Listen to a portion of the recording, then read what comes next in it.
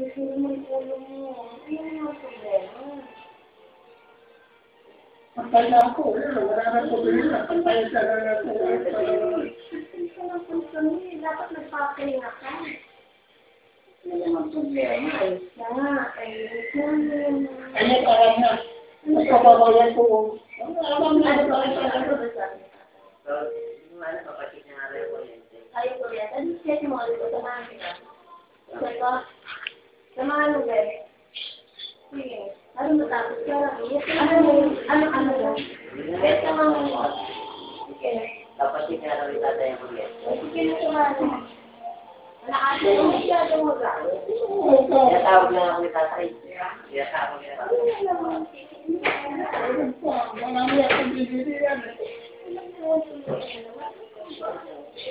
Ulit. Luto na makasama. Ini ko ang